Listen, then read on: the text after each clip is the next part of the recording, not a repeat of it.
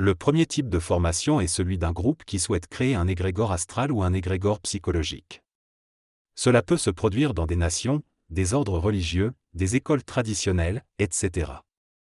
Cependant, cela peut également entraîner la création d'un égrégore toxique. Parallèlement, l'hydrobarbe mentale peut être utilisée pour augmenter l'énergie de chacun.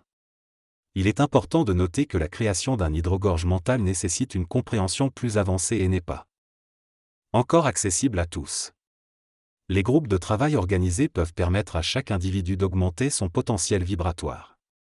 Il est essentiel d'avoir un objectif commun pour que tous les membres puissent bénéficier pleinement de l'énergie qu'ils mettent en commun. Malheureusement, dans nos sociétés actuelles, de nombreuses personnes ne savent pas à quoi elles servent et une grande partie de la société ne pousse pas dans la même direction.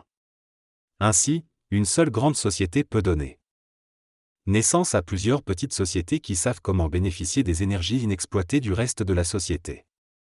Les personnes qui déposent de l'argent dans une banque le font sans savoir réellement à quoi elles contribuent. Les personnes qui ont suffisamment d'énergie et de pouvoir peuvent décider de leur objectif et utiliser les énergies perdues autour d'elles pour atteindre cet objectif. On peut prendre l'exemple d'un groupe de paysans qui s'occupent de la culture alimentaire. Si l'un d'eux décide de travailler avec une énergie supérieure, il peut demander aux autres de lui donner un pourcentage supplémentaire de leur récolte pour atteindre son objectif spécifique. Le texte mentionne la situation des cultivateurs qui se mettent ensemble pour former une coopérative afin de travailler de manière plus efficace et équitable. Ils se répartissent les tâches et prennent des congés pour se reposer et réfléchir à l'amélioration de leur travail.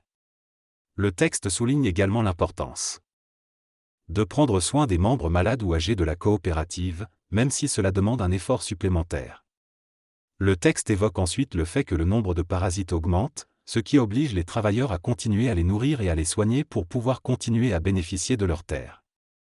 Le temps de travail des travailleurs augmente donc pour compenser cette situation.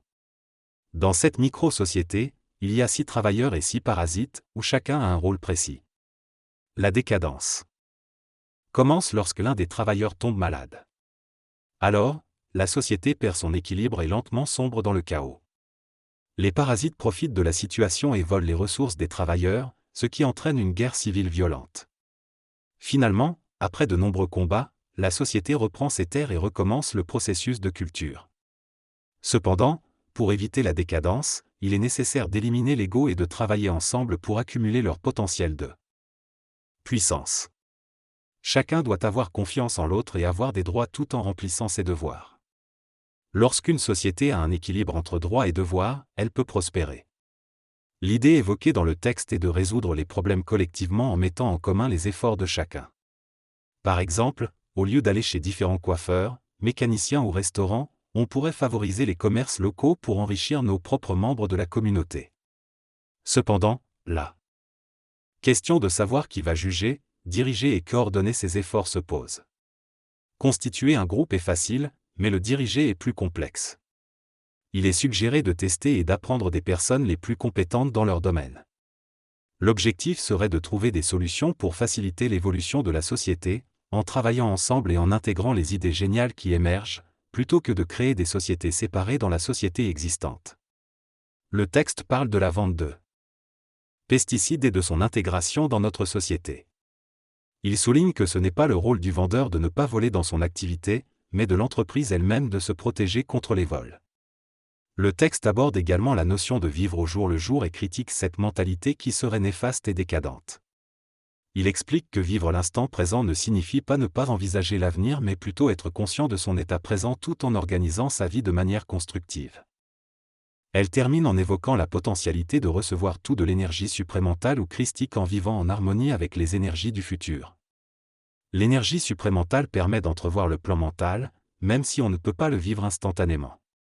L'énergie aphale, quant à elle, se laisse complètement aller à l'instantanéité, sans se soucier du passé ou du futur. Cependant, vivre uniquement dans l'instant présent peut être considéré comme une forme de parasitisme, car cela implique que d'autres personnes ne puissent pas vivre le moment présent. Chaque parasite a une utilité écologique, car il permet à ceux qui donnent de diminuer leur karma en donnant sur les épaules du parasite. Cependant, cela ne fait pas forcément du parasite quelqu'un de heureux. Vivre dans l'instant présent ne s'adresse qu'au mental, pas à la psychologie. La psychologie qui vit l'instant présent oublie tout et peut être heureuse, mais il y a des mécanismes chez l'homme qui l'empêchent de rester constamment dans le moment présent. L'ego, lui, ne peut pas vivre le moment présent et doit finir par disparaître dans le temps. Le mental, quant à lui, peut vivre l'intemporalité et prévoir dans le temps grâce à sa faculté de voir l'enchaînement des conséquences. L'ego est lié aux besoins corporels et sensoriels, donc lorsque le corps a faim, cela pose un problème pour la psychologie. Le phénomène psychologique qui en résulte est que l'ego se dit qu'il doit manger tout de suite, sans se soucier de cultiver pour l'avenir. Le temps est illusoire et le mental peut voir où il est et où il doit être dans l'instantanéité. Vivre au jour le jour, du point de vue psychologique, signifie être complètement focalisé sur le présent et oublier le passé, mais cela n'est pas conscientisé. Vivre le moment présent se fait au niveau mental, en éliminant le temps.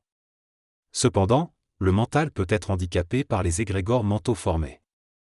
Il est affirmé que l'égrégore mental n'est pas handicapant car il est utilisé uniquement par ceux qui ont une énergie vibratoire suffisante pour entrer en contact avec lui. Une fois en contact avec l'égrégore mental, la personne sait comment l'utiliser sans en dépendre. Lorsque l'énergie de la personne devient plus puissante et qu'elle entre en contact avec l'énergie supramentale, elle se libère facilement de l'égrégore mental. En revanche, l'égrégore astral peut devenir une dépendance émotionnelle. Lorsqu'une personne se connecte à un égrégore astral, elle crée une sécurité émotionnelle et lorsqu'elle souhaite le quitter, l'égrégore astral tente de la retenir en se nourrissant de son énergie émotionnelle. L'égrégore mental n'a pas ce comportement, car il ne cherche pas à restreindre la liberté de ceux qui veulent le quitter. Pour ce qui est du couple, il est souligné qu'il n'y a ni devoir ni droit entre les deux partenaires. Chacun est une entité indépendante et ne doit pas se transformer pour être plus utile à l'autre. Les devoirs engendrent des conflits et le couple ne peut pas fonctionner ainsi. Il est préconisé de donner librement sans attendre quelque chose en retour pour éviter les conflits. Les devoirs sont uniquement présents envers les enfants. Il est donc conclu que dans le couple, il ne doit pas y avoir de devoir envers l'autre, afin de préserver la liberté totale des deux individus. Le mécanisme de la vie de couple ne peut pas être compris par une psychologie ancienne. Vivre en couple est une initiation pour les personnes anciennes, mais une solution pour les personnes nouvelles. L'organisation dans une relation de couple est essentielle, tout comme la programmation d'un ordinateur. Il faut donner à l'autre toutes les informations dont il a besoin pour faire son devoir, de manière claire et organisée. Faire confiance à l'autre, c'est lui donner ce dont il a besoin pour travailler efficacement. Il est essentiel d'organiser pour être efficace, mais pour cela, il faut donner les outils nécessaires. Certaines personnes ont la capacité d'organiser, tandis que d'autres sont plus enclines à être organisées. Les entreprises bien gérées ont généralement plus d'employés que de gestionnaires. Il est important de comprendre que les humains sont tous différents mais ont des capacités complémentaires. Une personne peut organiser, tandis qu'une autre peut réaliser les tâches. Il est donc bénéfique de jouer sur ses forces pour obtenir de bons résultats. Il ne s'agit pas de déshumaniser la relation, mais plutôt de trouver la bonne manière de fonctionner.